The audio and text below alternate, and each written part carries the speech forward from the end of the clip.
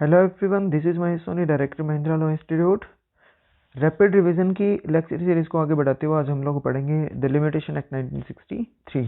Limitation act के अंदर आपको पता है कि छोटा सा एक्ट है, थोड़े से सेक्शन दे रखे हैं जिनमें से मेन सेक्शन पढ़ने के आपके पेपर के हिसाब से जो इम्पोर्टेंट होगा आज हम इसके अंदर कवर कर लेंगे। जो एक्ट आपका है, एक्ट नंबर सबसे पहले देखते हैं तो 36 है, यहाँ पे लास्ट में 63 है, तो इसका उल्टा यहाँ आ जाएगा आपका, तो 36 63। उसके बाद आपकी डेट के रिगार्डिंग है कि 5 अक्टूबर 1963 को इसका एसेंट मिल रखी है। और अगर बात करें यहाँ पे इसकी कमेंसमेंट की कि किस दिन ये आपका लागू हुआ था एक्ट, तो 1 जनवरी 1964 के यहाँ पे डेट को आप याद कर लेना। तो ये चीज़ आपकी है एज द सेंट्रल गवर्नमेंट। और अप्लाई कहाँ कहाँ होगा इसको छोड़ देना है, अप्लाई होगा पूरे इंडिया पे। सेकंड सेक्शन पे चलते हैं। बोलता है एप्लीकेंट कौन होगा, या तो कोई पेटिशनर पर्सन हो सकता है यहाँ पे जिसने पेटिशन डाली हो, या फिर ऐसा कोई भी पर्सन जिसके थ्रू वो एप्लीकेंट यहाँ पे ड्राइव करता हो उस जहाँ पे राइट टू अप्लाई करने को। तो जो भी पर्सन आपका ड्राइव करता होगा वो पर्सन भी यहाँ पे आपका एप्लीकेंट माना जाएगा। और तीसरा बोलता है any person whose estate is represented by the applicant. कोई भी ऐसा पर्सन ए है, उसकी प्रॉपर्टी को बी पर्सन यहाँ पे रिप्रेजेंट करता है, किसी एग्जीक्यूटर की तरह, या फिर कैसे आपके किसी एडमिनिस्ट्रेटर की तरह, या फिर अदर रिप्रेजेंटेटिव आपका अदर कोई भी रिप्रेजेंटेटिव की तरह। अगर कोई भी प्रॉपर्टी यहाँ पे इसकी प्रॉपर्टी को अगर आप रिप्रेजेंट करते हो तो वो भी आपके यहाँ पे क्या होगा, एप्लीकेंट माना जाएगा। दूसरा बोलता है एप्लीकेशन के रिगार्डिंग बात करता है। एप्लीकेशन क्या होती है आपकी, इंक्लूड करती है पेटिशन को। और इस जो क्लोज नंबर बी है उसको आपने यहाँ पे पढ़ना है जी, इस शूट के साथ यहाँ पे एल के अंदर शूट है, बोलता है does not include the appeal और एप्लीकेशन। अपील और एप्लीकेशन को शूट के अंदर इंक्लूड नहीं किया गया है, जबकि जो सेकंड क्लॉज यहाँ पे आपका है बी, वो आपका क्या बात कर रहा है, एप्लीकेशन इंक्लूड करता है पेटिशन को। तो एक बार इसको एक साथ पढ़ लेना। तीसरा बोलता है बिल ऑफ एक्सचेंज, जो कि इंक्लूड करता है हुंडी एंड ए चेक को। तो ये नंबरिंग आपकी पूछी जाती है सीधा। सी फॉर चेंज आप याद कर सकते हो, तो एक्सचेंज हो गए हैं, ठीक है। ए फॉर एप्लीकेंट आपका सीधा दे रखा है। डी फॉर बॉन्ड है, बॉन्ड आप नंबरिंग याद रखोगे, इससे ज़्यादा जरूरी नहीं है कुछ भी। इसके अंदर आपका बोलता है कि कोई भी ऐसा डॉक्यूमेंट होगा जिसके अंदर एक पर्सन अपने आप को ओपलाइज करता है कुछ पैसे देने के लिए किसी और अदर पर्सन को, तो उसके रिगार्डिंग बता रहा है। ई बोलता है डिफेंडेंट, डिफेंडेंट पर्सन ऐसा जो कि खुद का राइट यहाँ पे डिराइव कर, मतलब कि लाइबिलिटी को डिराइव करता हो, खुद की लाइबिलिटी बताए, या फिर उसकी प्रॉपर्टी को जहाँ पे रिप्रेजेंट करता हो अदर पर्सन, तो वो सेम चीज़। और तीसरा यहाँ पे कुछ दे नहीं रखा जैसा इसके अंदर था, ठीक है। ये आपकी दो चीज़ें दे रखी हैं, इनके अंदर पेटिशनर को यहाँ पे हटा रखा है, बाकी सारी चीज़ें सेम है, एक एप्लीकेंट की और एक यहाँ पे अपने इस डिफेंडेंट पर्सन की, दोनों को सेम माना गया है। कोई भी ऐसा पर्सन जिसका राइट होगा, एक किसी की लाइबिलिटी होगी तो लाइबिलिटी वाला डिफेंडेंट, और जिसका राइट होगा पेटिशनर बोला जाएगा, या फिर आपका एप्लीकेंट बोल देते हो। फिर बोलता है एफ फॉर ईजमेंट के रिगार्डिंग, किसी का राइट आपका बता रहा है, सिर्फ नंबरिंग के रिगार्डिंग पूछेगा। इसके अंदर जो चीज़ पूछने की है वो यहाँ पे हो सकती है कि किसी ऐसी प्रॉपर्टी या फिर पार्ट के ऊपर किसी और पर्सन ने बेनिफिट ऑन कर रखा है, लेकिन वो प्रॉपर्टी बिलोंगिंग टू अदर है, खुद की नहीं होनी चाहिए वो प्रॉपर्टी, उस केस के अंदर ईजमेंट का राइट माना जाएगा। एफ यहाँ पे हो गया कंप्लीट। इसके बाद आपका जी पॉइंट आपका बोलता है फॉरेन कंट्री, जो कि इंडिया से अलग होगा, वो गुड फेथ जो 52 IPC में दे रखी है। और आपके एक और एक्ट है जहाँ पे भी इस सेक्शन को यहाँ पे गुड फेथ को बताया हुआ है, जो आपका है जनरल क्लोजेस एक्ट 1898 के अंदर। तो उसका सेक्शन नंबर आप मेरे को कमेंट करके बता देना अगर पता हो तो, अदरवाइज मैं आपको बाद में बता दूंगा, ठीक है जी। इसके अंदर आपकी वो नेगेटिव बता रखी है कि ऐसा कोई भी एक्ट जो कि आपका गुड फेथ में नहीं किया गया, और not done with the due care and attention, जो भी काम आपका ड्यू केयर एंड अटेंशन में करा जाएगा वो गुड फेथ में होगा, और अगर इसमें नहीं किया गया तो वो एक्ट आपका गुड फेथ नहीं होगा। प्लेंटी बोलता है नहीं ऐसा कोई भी ऐसा पर्सन है जो कि खुद या फिर any person from or whom through whom a plaintiff derive his right to sue, ऐसा कोई भी पर्सन यहाँ पे जो कि जिससे या फिर किसी अदर प्लेंटिफ से डिराइव करता हो राइट को, वो पर्सन आपका, या फिर उसकी प्रॉपर्टी को रिप्रेजेंट करता हो बाय द प्लेंटिफ के द्वारा एग्जीक्यूटर, वो सेम चीज़ आपकी नंबरिंग है, सिर्फ इससे ज़्यादा कुछ नहीं पूछेगा। फिर बोलता है जे के अंदर आपके 2 पॉइंट हैं। 2 पॉइंट कौन कौन से जी, 2 पॉइंट यहाँ पे बता रहा है, एक तो पीरियड ऑफ लिमिटेशन की बात करता है, और एक आपका यहाँ पे प्रेस्क्राइब पीरियड की बात करता है। तो पीरियड ऑफ लिमिटेशन वो होगा जो कि किसी भी शूट, अपील और एप्लीकेशन के लिए शेड्यूल ने प्रेस्क्राइब कर रखा हो, तो वो आपका पीरियड ऑफ लिमिटेशन होगा। और प्रेस्क्राइब पीरियड वो होगा जो कि limitation computed in accordance with the provision of this act, इस एक्ट के प्रोविजन के हिसाब से जहां पे फिक्स किया जाएगा वो आपका प्रेस्क्राइब करना होगा, और शेड्यूल के द्वारा बताया जाएगा वो आपका पीरियड ऑफ लिमिटेशन होगा। के है, के बोलता है प्रोमिसरी नोट, सिर्फ नंबरिंग याद करनी है। एल फॉर शूट है, आराम से पढ़ना आपका एल के अंदर। टोट आपका नॉट एक्सक्लूसिवली, जो कि कंप्लीटली ब्रीच ऑफ कॉन्ट्रैक्ट और ब्रीच ऑफ ट्रस्ट नहीं होगा, वो आपका टोट होगा। और ट्रस्टी यहाँ पे दे रखा है, ट्रस्टी आपका 2 के डी में है, किस एक्ट के अंदर, एसआरए के अंदर, एक बार देख लेना आप जाके, वहां पे आपका बता रहे हैं। ट्रस्टी कौन होगा, जो कि आपका यहाँ पे इंक्लूड नहीं करता किसी बेनामीदार को। एक mortgagee remaining in the position after the mortgage has satisfied और person in wrongful position without title, या फिर विदाउट राइट आप बोल सकते हो। तो मतलब कि विदाउट टाइटल के अगर कोई भी पर्सन ऐसा जहाँ पे है तो वो भी आपका, और यहाँ पे मॉर्गेज का पीरियड खत्म होने के बाद भी उस प्रॉपर्टी के पोजीशन में जो पर्सन होगा वो भी आपका, और बेनामीदार जो भी पर्सन होगा वे सारे आपके ट्रस्टी नहीं है। अब ट्रस्टी देखा जाए तो क्या होगा कि ट्रस्ट की किसी भी प्रॉपर्टी को होल्ड करने वाला जो पर्सन होगा वो आपका ट्रस्टी कहलाता है। एक बार इसको देख लेना। फिर आपका पार्ट 2 आ जाता है, लिमिटेशन है। आपका बार ऑफ लिमिटेशन बता रहा है। बार ऑफ लिमिटेशन क्या होगा कि लिमिटेशन का बार किसी के ऊपर लग गया, कि मतलब आपको रोका गया है कि जब आप कोर्ट में जाओगे after the completion of the period of limitation या फिर प्रेस्क्राइब पीरियड, तो कोर्ट की ड्यूटी बनती है उस केस के अंदर कि वहां पे कोर्ट आपकी एप्लीकेशन को रिजेक्ट कर देगा। बेशक दूसरी पार्टी ने इसके रिगार्डिंग आपका डिफेंस लिया हो, बेशक नहीं लिया हो, क्योंकि हर एक पार्टी जो है कोर्ट के अंदर जाएगी तो इतनी एजुकेटेड होती नहीं है कि सर सामने वाली पार्टी जो आपके मेरे ऊपर केस फाइल कर रही है उसका पीरियड ऑफ लिमिटेशन यहाँ पे लैप्स हो रखा है, उसके बाद कोर्ट में आए। तो ऐसा यहाँ पे डिफेंस ले बेशक ना ले, कोई फर्क नहीं पड़ता। It is the duty of the court. और सेक्शन जो 3 आपका है वो आपका अपने आप में मैंडेटरी प्रोविजन की बात करते हैं। इस सेक्शन के पर्पज से आपका बता रहा है कि शूट कब इंस्टीट्यूट करना हुआ समझा जाएगा। तो बोलता है plaint is presented to the proper officer, जिस दिन भी आपकी दे दी जाएगी, मतलब कि सेक्शन 26 आपका है सीपीसी के अंदर, और ऑर्डर 4 रूल 1 है। तो इनको एक बार एक साथ देख लेना इस सेक्शन के साथ। जब भी आपकी प्लेंट प्रेजेंट करी जाएगी प्रॉपर ऑफिसर को, तभी समझ लेंगे आपने शूट फाइल कर दिया, फिर शूट इंस्टीट्यूट कर दिया। या फिर आपकी ये है कि अगर एज ए प्रॉपर पर्सन वो है और शूट फाइल करना चाह रहा है कि मेरे को एज ए प्रॉपर पर्सन यहाँ पे अलाउड कर दो, तो जो ऑर्डर 33 और ऑर्डर 44 है पोपर के रिगार्डिंग, उसको भी एक बार देख लेना इसके साथ। तो बोलता है जहां पे ऐसा पर्सन जो कि ऐसे पोपर शूट फाइल करना चाहता है, तो शूट एप्लीकेशन यहाँ पे पहले एप्लीकेशन फाइल करेगा कोर्ट में कि मेरे को आप अलाउड करो, कि ताकि मैं बिना कोर्ट फीस को फाइल करे यहाँ पे क्या करूँ, शूट इंस्टीट्यूट कर दूँ। तो 2 सिचुएशन रहेगी, या तो कोर्ट उसको अलाउड करेगी कि आप पोपर हो, या तो अलाउड नहीं करेगी। तो इसके लिए सेक्शन 13 के अंदर इसका आंसर मिलेगा आपको। एक बार चलते हैं सेक्शन 13 के अंदर।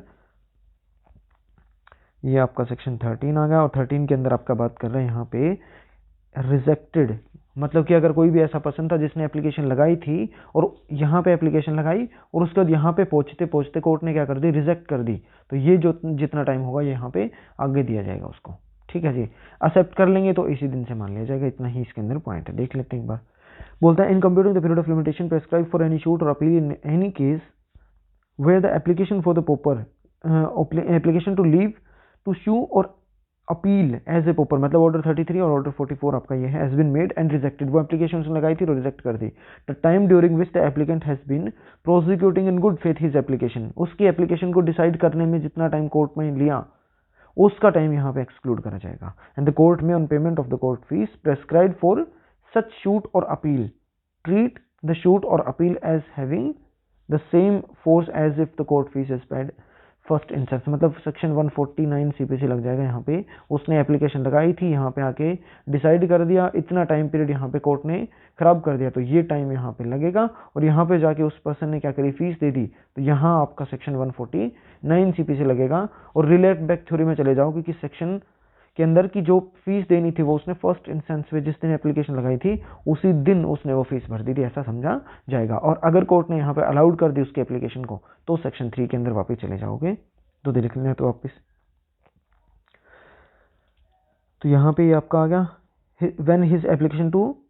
For the leave to show as a paper is made. तो जिस टाइम पे आपकी एप्लीकेशन लगी तो जितना टाइम यहाँ पे खराब होगा एक्स्ट्रा फिर भी दे दिया जाएगा। तो यहाँ पे ये बात हो रही है कि जिस दिन अगर एक्सेप्ट कर लिया तो शूट उसी दिन मान लेंगे जिस दिन उसने एप्लीकेशन लगाई थी, उस दिन आपका शूट इंस्टीट्यूट करा हुआ माना जाएगा। और फिर बोलता है कंपनी के केस में जिसको कोर्ट ने अगर वाउंड अप कर रखा है तो उसके केस में उस कंपनी के ऑफिशियल लिक्विडेटर को फर्स्ट टाइम जब भी आप कोई भी क्लेम अपना भेज दोगे, नोटिस भेजोगे, उसी दिन आपका शूट इंस्टीट्यूट करा हुआ माना जाएगा। फिर बोलता है अगर कोई पार्टी या तो सेट ऑफ करना चाह रही है या फिर काउंटर क्लेम करना चाह रही है, तो उसके केस में 2 चीजें हैं, या तो कोर्ट यहाँ पे पर्सन क्या करेगा, सेट ऑफ करेगा या काउंटर क्लेम करेगा। तो जिस दिन सेट ऑफ करेगा वो है द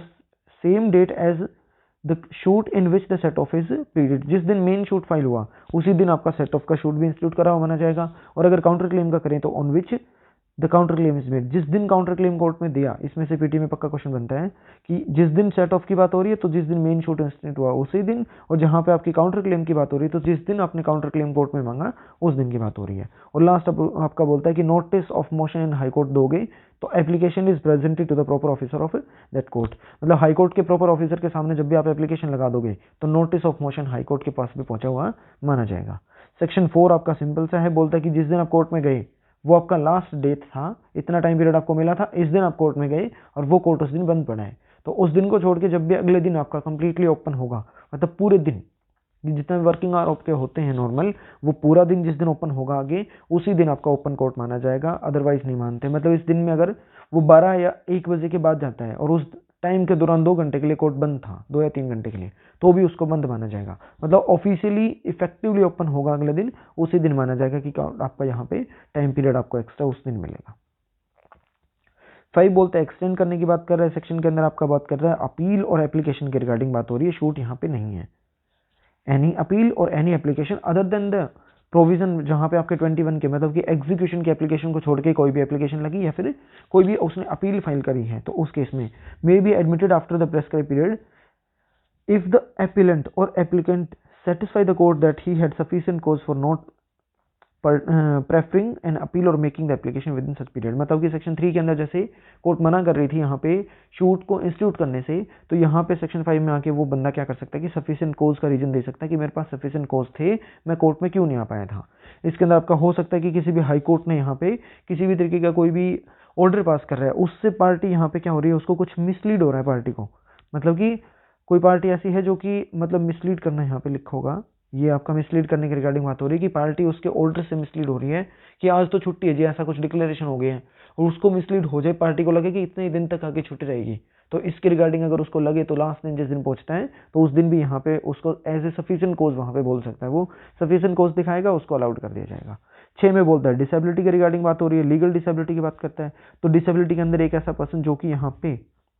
या तो माइनर है या फिर इनसेन है या फिर इडियट पर्सन है, तो इन पर्सन्स को उसकी डिसेबिलिटी खत्म होने के बाद ही उनका पीरियड ऑफ लिमिटेशन स्टार्ट किया जाएगा, उससे पहले नहीं होगा। तो इसके अंदर बोलता है कि अगर एक पर्सन को कोई भी एक ही डिसेबिलिटी है इनमें से, तो वो जिस दिन सीज हो जाएगी टाइम पीरियड उसी दिन स्टार्ट हो रहा है। एक से ज़्यादा है यहाँ पे, तो जितनी भी है सारे के सारी जिस दिन सीज हो जाएगी उसी दिन उसका लिमिटेशन पीरियड स्टार्ट होगा। उसके साथ आपका बोलता है कि अगर इन केस वो डिसेबिलिटी के साथ ही मर जाता है तो उसका जो भी लीगल रिप्रेजेंटेटिव आएगा उसको देखा जाएगा कि वो आपका किसी भी तरीके की डिसेबिलिटी ना रखता हो। उनके केस में अगर लीगल रिप्रेजेंटेटिव को भी कोई इस तरीके की डिसेबिलिटी है तो उसके ऊपर फिर ऊपर वाले दोनों रूल लग जाएंगे कि एक डिसेबिलिटी है या एक से ज़्यादा, तो सारी की सारी जिस दिन आपकी सीज होगी तभी टाइम पीरियड आपका स्टार्ट होगा। फिर आपका इसके अंदर एक पॉइंट और आएगा जिसके अंदर बता रखा है कि अगर वो यहाँ पे उसकी डिसेबिलिटी खत्म हो गई थी, उसके बाद उसको टाइम पीरियड मिला था 1 साल का, टोटल 1 ईयर का उसके पास टाइम था यहाँ पे उसकी डिसेबिलिटी सीज हो जाने के बाद, लेकिन उसने क्या करे 4 महीने यहाँ पे खत्म कर दी वैसे अपनी ही नेग्लिजेंस की वजह से, तो उसके टोटल जो 8 महीने बच गए, उसके बाद मतलब कि जिस टाइम पे 4 खत्म हुए ना, 4 महीने खत्म होती उसकी डेथ होगी, डेथ तो उसके लीगल रिप्रेजेंटेटिव आएंगे। अब एलआर को कितना टाइम देंगे, 1 साल पूरा देंगे या फिर बचा हुआ जो पीरियड है यहाँ पे 8 महीने वो दिया जाएगा, तो उसके एलआर को सिर्फ यहाँ पे 8 महीने का टाइम दिया जाएगा, क्योंकि उसने 4 महीने तो उसकी डिसेबिलिटी खत्म होने के बाद खुद की नेग्लिजेंस की वजह से खत्म कर रखे हैं, तो जो बचा हुआ पीरियड है सिर्फ वो ही इस एलआर को दिया जाएगा। ये आपका सेक्शन 6 है, इससे ज़्यादा कुछ नहीं है, एक बार देख लेना मिल जाएगा सारा कुछ। माइनर इंक्लूड करता है यहाँ पे चाइल्ड एंड वोम को भी। 7 बोलता है कि एक से ज़्यादा पर्सन थे और सबको उनमें से किसी एक पर्सन को यहाँ पे डिसेबिलिटी है, तो इस केस के अंदर आपका बोलता है कि उस एक पर्सन की कंसेंट के बिना क्या शूट फाइल किया जा सकता है या फिर उसके कंसेंट के बिना शूट फाइल नहीं किया जा सकता। इन केस अगर दूसरे पर्सन को मतलब कि इनकी सबकी राइट है और इस पर्सन को यहाँ पे क्या करनी है, डिस्चार्ज करना है, तो इसको डिस्चार्ज करने के लिए मतलब उसकी लायबिलिटी से फ्री करने के लिए इस एक पर्सन की कंसेंट की जरूरत होगी या नहीं होगी। इन केस अगर जरूरत पड़ेगी तो सारे यहाँ पे बोला जाएगा टाइम पीरियड तभी स्टार्ट होगा जब ये आपकी डिसेबिलिटी खत्म हो जाएगी। दूसरी बात, अगर इसका यहाँ पे कोई रोल नहीं है, इसकी कंकरेंस के बिना भी यहाँ पे शूट फाइल किया जा सकता है या फिर इसको डिस्चार्ज किया जा सकता है, तो सबके खिलाफ यहाँ पे आपका जो टाइम पीरियड है वो स्टार्ट हो जाएगा। सेक्शन 7 सिर्फ इतना है। उसके बाद आपके एक्सप्लेनेशन आपकी 2 दे रखे हैं, एक बार इनको देख लेना। फिर आपका 8 बोलता है स्पेशल एक्सेप्शन के केस में इसके अंदर आपकी पीरियड ऑफ लिमिटेशन यहाँ पे बात कर रहा है किसी प्रीएम्पशन शूट के रिगार्डिंग, तो यहाँ पे इसको बढ़ाया जाएगा मैक्सिमम 3 साल के लिए, जहाँ पे सेक्शन 6 और 7 लगेगा उन केसेस में। कंटिन्यूइंग पीरियड आपका बता रहा है कि एक बार अगर लिमिटेशन पीरियड आपका स्टार्ट होगा तो बाद में किसी भी तरीके की कोई भी आपको बाद में किसी तरीके की आपकी डिसेबिलिटी या फिर इनेबिलिटी होती रहे उससे कोई फर्क नहीं पड़ेगा, एक बार टाइम स्टार्ट तो चलता रहेगा, कोई रोक नहीं सकता उसको। 10 आपका बात करता है किसी एक्सप्रेस ट्रस्ट के रिगार्डिंग है, एक बार उसको देख लो कि सिर्फ ऊपर से देखना है, नंबरिंग पढ़नी है, 10 और 11 दोनों। 12 पे चलते हैं, 12 आपका मेन सेक्शन है। 12 आपका बात कर रहा है कि exclusion of the time in legal proceeding, legal proceeding के अंदर मतलब कि कोर्ट किसी भी तरीके का अगर टाइम आपका लेगा तो उसके रिगार्डिंग उस टाइम को यहाँ पे एक्सक्लूड करते हैं। तो बोलते हैं किसी भी शूट के अंदर किसी भी एप्लीकेशन और अपील के रिगार्डिंग जिस दिन यहाँ पे स्टार्टिंग डे होगा वो दिन यहाँ पे क्या करेंगे, एक्सक्लूड करा जाएगा। In computing the period of limitation for any suit appeal और application the day from which such period is to be reckon shall be excluded, मतलब कि 1 तारीख से 1 जनवरी से 1 जनवरी टाइम दे रहे हैं तो 1 जनवरी को यहाँ पे एक्सक्लूड करा जाएगा, ये इसका फर्स्ट पॉइंट है। दूसरा बोलता है कंप्यूटेशन के रिगार्डिंग आपका अपील और एप्लीकेशन के अंदर for leave to appeal, SLP लगती है ना जैसे,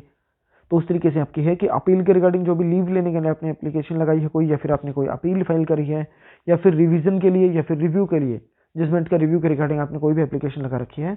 the day on which the judgment complained of was pronounced, जिस दिन वो जजमेंट आई थी उस दिन के उस एक दिन को यहाँ पे हटा दिया जाएगा। उसके बाद and the time requisite for the obtaining a copy of the decree sentence और ऑर्डर अपील फ्रॉम और सोट टू बी रिवाइज्ड और रिव्यूड शैल बी एक्सक्लूडेड, मतलब कि वो सारे टाइम यहाँ पे एक्सक्लूड करने की बात कर रहे हैं कि जब भी आपकी डिक्री है, सेंटेंस थी, ऑर्डर था, उनके ऊपर जिस पे आपने अपील वगैरह लगानी है तो उनकी कॉपी लेने में जितना टाइम पीरियड आपको लगेगा, मतलब कि कोर्ट ने खराब कर दिया, वो सारा यहाँ पे एक्सक्लूड करने की बात करते हो। थर्ड बोलता है वेयर द डिक्री और ऑर्डर इज अपील्ड फ्रॉम और सोट टू बी रिवाइज्ड और review, where an application is made for leave to appeal from an order और decree, the time requisite for obtaining a copy of the judgment shall be excluded, यहाँ पे भी आपका time exclude कर रहा है। Fourth बोलता है in computing the period of limitation for an application to set aside an award, award कोई भी आया था, मतलब कि कोर्ट ने कोई भी जजमेंट या फिर कोई भी फैसला दिया उसको सेट असाइड करना है, तो उसकी कॉपी जो भी थी आपके अवार्ड की वो लेने में जितना टाइम यहाँ पे लग गया उसको एक्सक्लूड करेंगे। फिर आपका बहुत कर रहा है लास्ट में explanation in computing the period under this section the time requisite for obtaining a copy of decree और a order any time taken by the court, ये आपका बात हो रही है यहाँ पे, जो कि जनरली 15 डेज रहता है, 15 दिन के अंदर ट्राई करता है कोर्ट की उसकी जजमेंट की यहाँ पे डिक्री की कॉपी तैयार कर दी जाए, या फिर जजमेंट आने के बाद डिक्री को तैयार करने में मैक्सिमम यहाँ पे ट्राई करता है कि 15 दिन के अंदर उसको प्रिपेयर करके दे, प्रिपरेशन ऑफ डिक्री के अंदर आ जाता आपका CPC के अंदर है। In computing under this section the time requisite for obtaining a copy of a decree और order the time taken by the court to prepare the decree, ये यहाँ पे 15 दिन का टाइम है, और the order before an application for a copy is made shall not be excluded. इसके अंदर बात ये हो रही है कि मतलब आपको 1 महीने का टोटल टाइम पीरियड यहाँ पे मिलना चाहिए था, लेकिन आपने क्या करा, 10 दिन निकाल दिए, 10 दिन के बाद आप कोर्ट में एप्लीकेशन लगाते हो कि हमें डिक्री चाहिए जी या फिर इसकी कॉपी चाहिए, तो ये 10 दिन जो आपने खराब करे हैं ये एक्सक्लूड नहीं करे जाएंगे। अगर कोर्ट ने यहाँ पे एप्लीकेशन लगाने के बाद 15 से फालतू, मतलब कि लीगल जो आपका 15 दिन का ट्राई करता है वो तो है ही है, उससे एक्स्ट्रा जो भी जितना टाइम लेगा कोर्ट, मतलब कि कोर्ट की गलती से जितना टाइम खराब होगा सिर्फ वो आपका एक्सक्लूड करेंगे, पार्टी ने खुद खराब कर दिया उसको एक्सक्लूड नहीं करा जाएगा। 13 आपका पढ़ चुके हैं। 14 के अंदर आपका बात कर रहा है कि कोई भी एक ऐसा पर्सन है, एग्जांपल के थ्रू बता देता हूँ एक बार, एक ए पर्सन जो कि इस कोर्ट में शूट फाइल किया जाना चाहिए था, लेकिन वो पहुंच गया कहाँ पे, यहाँ पे कोर्ट में चला गया, या तो वो गलत कोर्ट में गया या फिर इसी कोर्ट में गया, लेकिन उसने रॉन्ग रेमेडी क्लेम कर ली कोर्ट से, उसने क्या करी है, गलत रेमेडी यहाँ पे कोर्ट से मांगी है, या फिर गलत कोर्ट के अंदर चला गया, तो जितना टाइम यहाँ पे इन चीजों में खराब कर दिया वो सारा टाइम पीरियड एक्सक्लूड करा जाएगा, उसको एक्स्ट्रा टाइम मिलेगा। बोलते हैं computing the period of limitation for any suit और suit the time during which the plaintiff has prosecuting with the due diligence another civil proceeding, मतलब कि जो प्रोसीडिंग आपकी चलनी चाहिए थी उसके अलावा कोई दूसरी प्रोसीडिंग चला दी, whether in a court of first instance और अपील और रिवीजन, डिविजनल कोर्ट के अंदर हो बेशक से गलत में गया, एपेलेट कोर्ट गलत में गया, या फिर फर्स्ट इंस्टेंस का जो आपका एक तरीके से ट्रायल कोर्ट बोलते हैं वहां पे गया, तो वो भी आपका गलत आ रहा है। Against the defendant shell be excluded, वो टाइम यहाँ पे एक्सक्लूड करा जाएगा जहां पे हो सकता है कि where the proceeding lets to same matter in issue and is prosecuted in good faith in a court which from the defect of the jurisdiction और other cause of like nature is unable to entertain it. मतलब कि ऐसे court में चला गया जिसके पास jurisdiction नहीं है या फिर इसी तरीके का कोई और लीगल तरीके का आपका डिफेक्ट हो तो उस केस में। दूसरे और तीसरे पॉइंट के अंदर इतना इंपॉर्टेंट कुछ दे नहीं रखा, इसके अंदर सिर्फ आपका एप्लीकेंट के रिगार्डिंग आपकी एप्लीकेशन लगेगी, एक के अंदर आपका इस तरीके की चीज दे रखी है, ज्यादा इंपॉर्टेंट नहीं है। नंबरिंग पूछता है, फर्स्ट क्लोज से ज्यादा क्वेश्चन बनते हैं। डिटेल में देखना तो आपको डिटेल में मेरी वीडियो मिल जाएगी, इसी आपकी प्लेलिस्ट के अंदर मिल जाएगी लिमिटेशन एक्ट के अंदर रिगार्डिंग, तो उसमें एक बार जाके और डिटेल में देख लेना। 15 आपका बात कर रहा है exclusion of time in certain other cases. कुछ अदर केसेस होंगे जहां पे टाइम पीरियड को एक्सक्लूड करने की बात हो रही है, तो इसमें बोलता है कि शूट एप्लीकेशन और execution of the decree the institution और execution of which has been stayed, मतलब जिसके ऊपर स्टे लग गया उसके रिगार्डिंग बात हो रही है। तो जिस दिन स्टे ऑर्डर आएगा एक दिन, वो जब तक चलेगा वो दिन, और जिस दिन वो स्टे का ऑर्डर आपका एक्सक्लूड मतलब कि विड्रॉ होगा वो दिन। एक दिन जिस दिन ऑर्डर आया जितने टाइम तक चलेगा, और तीसरा जिस दिन वो विड्रॉ होगा, ये सारा टाइम पीरियड यहाँ पे एक्सक्लूड करने की बात कर रहे हैं। देख लेते हैं एक बार। Which has been stayed by the injunction or order the time of the continuance of the injunction, injunction के टाइम तक, the day on which it was issued, the day on which it was withdrawn shall be excluded. इस दिन order आया, इस दिन आपका withdraw हुआ, ये टाइम भी, ये दिन भी और ये दिन भी सारा एक्सक्लूड करे जाएंगे। सेकंड बोलते computing the period of limitation for any suit which notice has been given, मतलब जिसके रिगार्डिंग आपका नोटिस दिया जाता है गवर्नमेंट को सेक्शन 80 के अंदर सीपीसी में, तो उनके रिगार्डिंग आपकी बात हो रही है। तो जिस दिन आपका सैंक्शन लेने के रिगार्डिंग टाइम बात हो रही है, तो प्रीवियस कंसेंट या फिर सैंक्शन लेने के लिए गवर्नमेंट से रिक्वायर्ड करते हो, तो जितना भी टाइम पीरियड यहाँ पे कोर्ट वो जो गवर्नमेंट है वो खराब कर देगी आपका अपनी सैंक्शन देने में, तो वो सारा टाइम यहाँ पे एक्सक्लूड करेंगे। एज द केस में be the time required for obtaining such consent और सेक्शन शैल बी एक्सक्लूडेड। फिर बोलते हैं excluding the time period obtaining the consent और सैंक्शन ऑफ द गवर्नमेंट और other authority the date on which the application was made, मतलब इस दिन application लगाई, और the date of receipt of the order, यहाँ पे रिसिप्ट ऑफ द ऑर्डर, यहाँ पे आपने रिसीव करा ऑर्डर, ये दिन रिसीव करने का, ये दिन आपने एप्लीकेशन लगाई और इतना टाइम को गवर्नमेंट ने अपने कंसेंट देने में लगा दिया, तो वो सारे यहाँ पे ये भी एक्सक्लूड, ये भी एक्सक्लूड और ये भी एक्सक्लूड करेंगे। जैसे इंजंक्शन के अंदर था कि इस दिन ऑर्डर आया, इतने दिन चली और यहाँ पे विड्रॉ हुआ, तो सारा टाइम पीरियड एक्सक्लूड होगा। थर्ड एक बार आपको देख लेना है, फोर्थ एक बार ऊपर ऊपर से देख लेना, ज़्यादा इंपॉर्टेंट नहीं है। फिफ्थ वन भी एक बार ऊपर ऊपर से आप नजर मार लेना कि जितने टाइम के लिए अगर कोई भी ऐसा पर्सन है जो कि इंडिया के बाहर है, तो वो सारा टाइम पीरियड यहाँ पे एक्सक्लूड करा जाएगा, ये एक बार देख लेना। 16 बात करता है डेथ के रिगार्डिंग है, या तो आपका जो डेथ हुई है किसी पर्सन की, उसके बाद उसका राइट टू इशू है वो आया, या फिर उसके आने के मतलब कि एक्रू होने के पहले, अराइज करने के पहले ही उसकी डेथ हो गई है। Where a person who would if he were living, अगर वो जिंदा होता तो उसके पास right to institute a suit होता या फिर एप्लीकेशन लगा देता। मर गया है बिफोर द राइट एक्रूज, वो राइट एक्रूज होने से पहले ही मर गया। Or where a right to institute a suit or make an application arises only on the death of the person, मरने पे ही सिर्फ उसका राइट अराइज हुआ है। The period of limitation shall be computed from the time when there is a legal representative of deceased capable of institution such suit और making such application. जिस time पे उसके घर वाले जो हैं वो आपके डिसीज के जो भी एलआर है वो जिस टाइम पे आपके कैपेबल हो जाएंगे, तब से आपका पीरियड स्टार्ट किया माना जाएगा। सेकंड बोलता है वे द पर्सन अगेंस्ट हुम, इसके अंदर आपका डिफेंडेंट की बात हो रही है, तो इतना ही इंपॉर्टेंट है। लास्ट आपका प्रीएम्प्शन के रिगार्डिंग आपका बात कर रहा है जिनके ऊपर ये सेक्शन नहीं अप्लाई होगा, या फिर इमूवेबल प्रॉपर्टी कोई भी पोजेशन या फिर हेरिडिटी ऑफिस के रिगार्डिंग बात करते हो तो ये सेक्शन आपका अप्लाई नहीं होगा। 17 बोलता है फ्रॉड के रिगार्डिंग, फ्रॉड आपका सेक्शन 17 कॉन्ट्रैक्ट एक्ट में भी दे रखा है, तो इसके अंदर आपका सिर्फ एक ही क्वेश्चन बनता है, या तो नंबरिंग पूछेगा या फिर आपका पूछेगा कि फ्रॉड के केस में कितना टाइम पीरियड यहाँ पे बता रखा है कि कितने दिन के अंदर वहां पे शूट फाइल कर देना है, तो वो आपका दे रखा है जी 1 ईयर फ्रॉम द, जिस टाइम पे उसको पता लगा, पता लगने के विद इन 1 ईयर यहाँ पे उसको शूट फाइल कर देना है। बाकी सारा डेफिनेशन वगैरह सब कुछ दे रखे हैं, एक बार देख लेना, ज्यादा इंपॉर्टेंट कुछ है नहीं इसके अंदर। टाइम पीरियड आपका मेन है, ये आपको यहाँ पे मैंने आपको बता दिया। 18 बोलता है एक्नॉलेजमेंट के रिगार्डिंग, तो एक्नॉलेजमेंट होती है कि मतलब कि खुद की लायबिलिटी को एक्सेप्ट कर लेना, राइटिंग में डेट लिख के साथ में एक्सेप्ट करके देगा, तो इसको कंपैरिजन करा जाता है। जैसे सेक्शन आपका 25 का क्लोज 3 है ICA का, इंडियन कॉन्ट्रैक्ट एक्ट के अंदर, वहां पे भी एक तरीके से आपका टाइम बार डेट की बात हो रही है। तो वहां पे क्या था कि लिमिटेशन पीरियड खत्म होने के बाद आपने क्या करा, एक एग्रीमेंट लिख के दे रहा है पर्सन की हाँ मेरी लायबिलिटी है, उस टाइम पे पैसे दे नहीं पाया था, अब मैं आपको पैसे दे देता हूँ। लेकिन इस सेक्शन के अंदर क्या हो रहा है कि टाइम पीरियड दौरान, चलने के दौरान ही इस टाइम पीरियड के दौरान इस टाइम पे आके उसने बोल दिया कि हाँ मेरी लाइबिलिटी बनती है आपको पैसे देने की, तो नया पीरियड ऑफ लिमिटेशन इसी दिन से स्टार्ट होगा। या फिर इस दिन आपने बाद में लिख के दे दी तो नया टाइम पीरियड आपका यहाँ से स्टार्ट होगा। तो ये सेक्शन आपका 18 है, पढ़ लेते हैं एक बार। Where before the expiration of the prescribe period, prescribe period के एक्सपायर होने के पहले, और जो 25 का क्लोज 3 बताया वो आपका after the expiration of the period of limitation है। तो प्रेस्क्राइब पीरियड के एक्सपायर होने के पहले for a suit or application in respect of the property or the right an acknowledgement of the liability in respect of such property or right has been made in writing signed by the party against whom such property or right is claimed। मतलब कि A person है, उसने B के against में कोई चीज मांगी है, तो B पर्सन यहाँ पे राइटिंग में लिख के देगा जिसके खिलाफ आपका राइट क्लेम किया गया है, प्रॉपर्टी क्लेम करी गई है वो। या फिर by any person through whom he derived the title or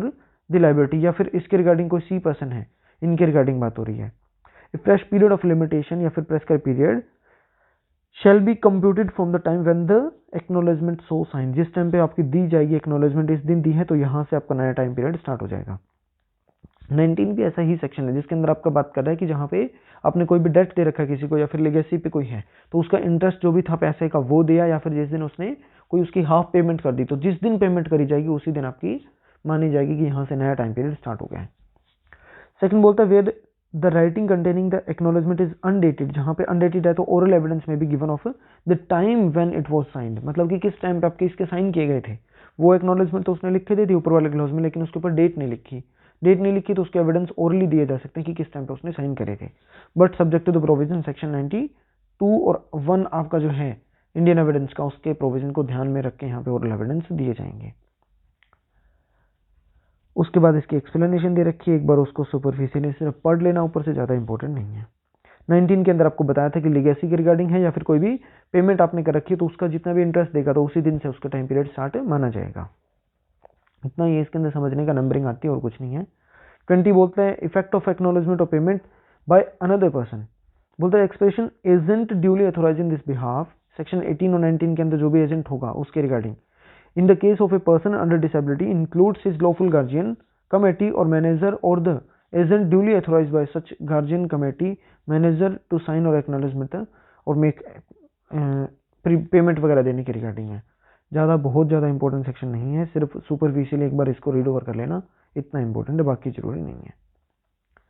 21 बोलता है सब्सटीट्यूट करनी है पार्टीज को या फिर नया ऐड करनी है, तो उन पार्टीज के रिगार्डिंग आपके नई पार्टी जिस दिन ऐड करी जाएगी उस दिन, या सब्सटीट्यूट किया गया इसकी जगह, मतलब कि दूसरी पार्टी को बुला लिया तो वो दिन आपका, तो उन दोनों नई पार्टीज के रिगार्डिंग आपका नया शूट फाइल उसी दिन से समझा जाएगा जिस दिन उनको पार्टी बनाई गई थी।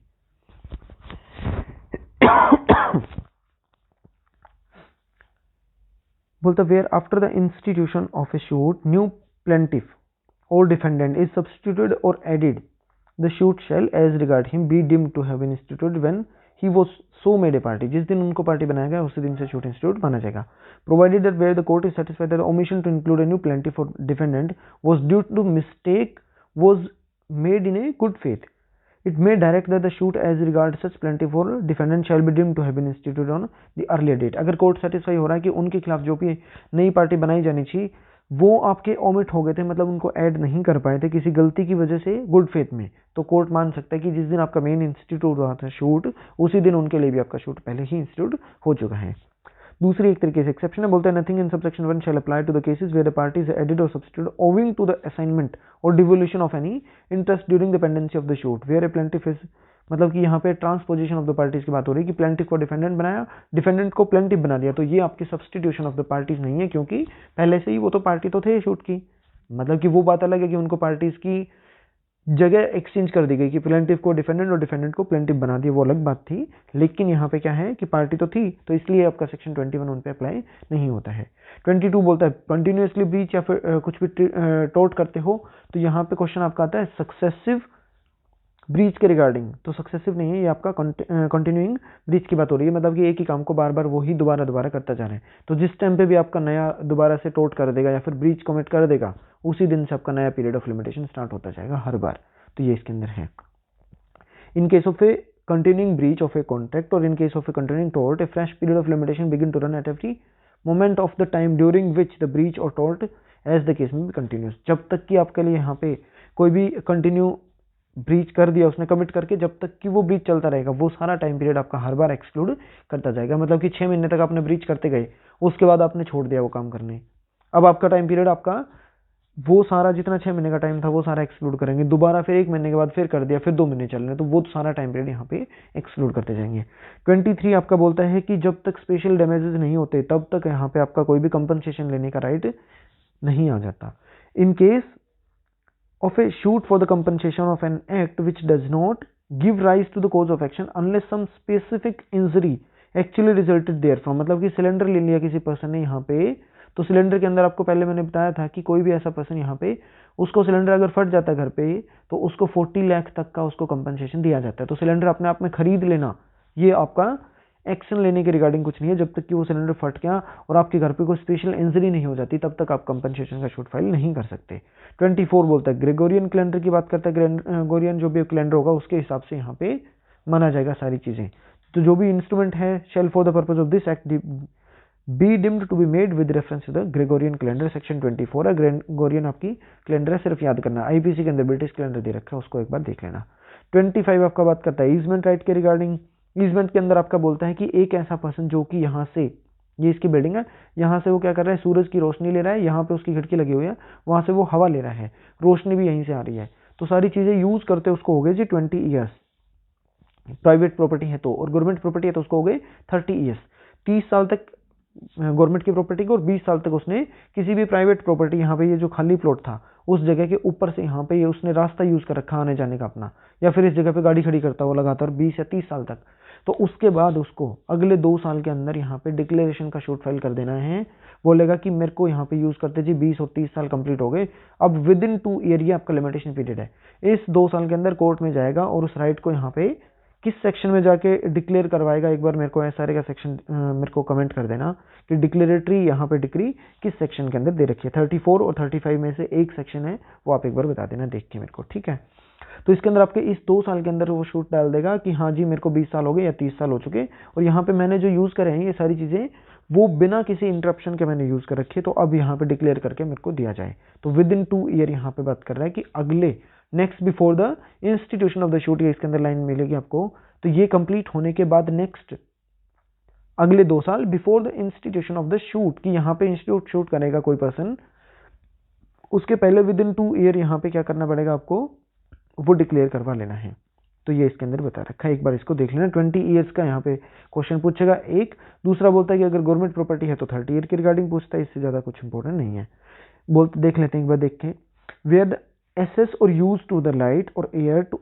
And for any building have been peacefully enjoyed therewith as an easement of right without interruption for 20 years. Where the ways water course वगैरह हो गए हैं, या फिर आपके कोई भी अदर रास्ते के बारे में बात कर रहा है, ओपनली एंजॉय कर रहा है उसको, पीसफुली तरीके से यूज कर रहे हैं बिना किसी इंटरप्शन के, 20 ईयर्स उसको हो गए हैं। Right to such access water shall be absolute और इनडिफिजिबल हो जाएगा जब उसके 20 साल कंप्लीट हो जाएंगे तब। Each of the said period of 20 years, आपके हर एक जो ये आपके यहाँ पे दे रखे हैं 20 years, shall be taken to be a period ending within 2 year next before the institution of the suit. Institute suit करने के अगले 2 साल के अंदर अंदर यहाँ पे इसके ईयर्स को कंप्लीट करना है, मतलब कि यहाँ पे कंप्लीट हुए और डिक्लेरेशन का शूट आपका 2 साल के अंदर फाइल कर देना है कि आप मेरे को यहाँ पे डिक्लेयर करके दे दो। तो ये आपके 2 साल के रिगार्डिंग पूछेगा क्वेश्चन। दूसरा यहाँ पे पूछ सकता है कि कितने साल की बात कर रहा है। तीसरा क्वेश्चन पूछेगा गवर्नमेंट प्रॉपर्टी के रिगार्डिंग कितने टाइम की बात हो रही है। फिर एक्सप्लेनेशन है इसके अंदर आपकी 1 साल के अंदर अगर किसी ने कोई इस तरीके से डिस्पोजिशन करता हो तो वो सारा टाइम पीरियड यहाँ पे एक्सक्लूड करने की बात करते हैं, तो एक बार इसको सुपरफिशियली पढ़ लेना। 26 आपका एक तरीके से सर्वेंट टेनेंटमेंट की बात हो रही है कि कोई भी ए पर्सन किसी बी पर्सन को अपनी प्रॉपर्टी 3 साल से ज्यादा का टाइम पीरियड के लिए या फिर लाइफ टाइम के लिए किसी को दे के चला गया। ए ने बी को प्रॉपर्टी दी लाइफ टाइम के लिए या फिर 3 साल से ज्यादा, मतलब कि 5 साल के मान लेते हैं, या तो 5 साल दी या फिर लाइफ टाइम में दे दी। अब ये महाराज क्या करते हैं, बी जी, ये बी क्या करते थे, उस प्रॉपर्टी को छोड़ के कहीं और चला गया। अब सी पर्सन इसको यूज करने लग गया। उस 5 साल वाले को मान लेते हैं कि 3 साल के बाद वो पर्सन आपको छोड़ के चला गया और पीछे से सी आया और उसने यूज करनी स्टार्ट कर दी प्रॉपर्टी को। अब वो 20 साल कंप्लीट करने के बाद कोर्ट में जाके क्लेम करता है कि हाँ जी मेरे को 20 साल हो गए और मेरे को 25 में इसको यहाँ पे डिक्लेयर करके दो, मेरा ईजमेंटरी राइट आ गया। तो उस केस के अंदर कोर्ट क्या करेगी कि यहाँ पे जितने टाइम के लिए उसको प्रॉपर्टी दी गई थी, या तो लाइफ इंटरेस्ट में दिया था या फिर यहाँ पे 5 साल के लिए दे रखा था, तो उस वाले 20 में से यहाँ पे 5 घटा देंगे तो बचेगा 15 साल, तो इसके केस में उसको ईजमेंट्री राइट उसको नहीं मिलेगा। तो ये सेक्शन आपका 26 है। क्या बात कर रहा है, जनरली इसके अंदर सीधा सा बोलता है कि कोई भी ऐसा पर्सन जिसने कोई भी प्रॉपर्टी या तो किसी पर्सन को 3 साल से ज्यादा के लिए या फिर किसी पर्सन को यहाँ पे लाइफ इंटरेस्ट में प्रॉपर्टी दे दी, तो उनके ऊपर किसी भी अदर पर्सन ने जिसने यहाँ पे ईजमेंट का राइट क्लेम कर रखा है उस टाइम पीरियड में से, मतलब कि 20 ईयर मिनिमम होगा, तो उस 20 में से जितने टाइम के लिए इसको दे रखा था 5 साल, और जो भी आपका लाइफ इंटरेस्ट है लाइफ टाइम के लिए दिया था वो टाइम यहाँ पे एक्सक्लूड करेंगे, तो देखेंगे कि उसके 20 साल बचते हैं कि नहीं बचते। अगर 20 साल बचते होंगे तो उसको प्रॉपर्टी उसको देंगे क्योंकि सेक्शन 25 लग गया, और अगर 20 कंप्लीट नहीं हो रहे हैं तो उसके केस में उसके टाइम पीरियड को एक्सक्लूड करने के बाद इसकी प्रॉपर्टी उसको नहीं दी जाएगी। तो ये आपका सेक्शन 26 है। 7 आपका बात कर रहा है जो कि पूरे एक्ट की एक्सेप्शन एक तरीके से है, क्योंकि लिमिटेशन एक्ट यहाँ पे क्या करता है, राइट को खत्म नहीं करता, जुडिशियल रेमेडीज को खत्म कर देता है, लेकिन ये क्या कर रहा है, extinguishment of the right to the property at the determination of the period thereby limited to any person for instituting a suit for the possession of any property, his right to such property shall be extinguished। कुछ situation के अंदर section 27 आपका apply होगा, और वहां बोलता है कि आपको यहाँ पे एक्सेप्शन मिलती है पूरे एक्ट के ऊपर कि जहां पे आपके राइट और रेमेडी दोनों खत्म हो जाती है, क्योंकि जनरली एक्ट क्या बोलता है कि आप कोर्ट के बाहर अपना कॉम्प्रोमाइज कर सकते हो अगर इन केस आपकी लिमिटेशन पीरियड खत्म होगा, तो उसके बाद आप नहीं लगा सकते, लेकिन यहाँ पे एक्सेप्शन दे रहा है सेक्शन 27। सेक्शन 28 आपका है नहीं कुछ भी, हटा रखा, रिपील कर रखा है 1974 में। 29 आपका सेविंग क्लोज की बात करता है, उससे ज़्यादा इंपॉर्टेंट कुछ नहीं है। 30, 31 वगैरह ये आप पढ़ोगे, बेशक ना पढ़ना, इनको आप छोड़ सकते हो। तो ये एक्ट आपका यहाँ पे कंप्लीट होगा 36 मिनट्स के अंदर। वीडियो अगर आपको अच्छी लगी तो वीडियो को लाइक शेयर और कमेंट करना ना भूलें, और मेरे को आप फेसबुक, इंस्टाग्राम और आप टेलीग्राम पे भी मेरे को फॉलो कर सकते हो। मेरा व्हाट्सएप नंबर आपको मिल जाएगा, वहां पे भी आप मेरे को मैसेज करके कुछ पूछना हो तो पूछ सकते हो। नंबर मैं आपको बता भी देता हूँ, मेरा नंबर है, यहाँ पे आप मेरे को मैसेज या कॉल किसी भी टाइम कर सकते हो। Thank you so much, tata bye bye, good luck.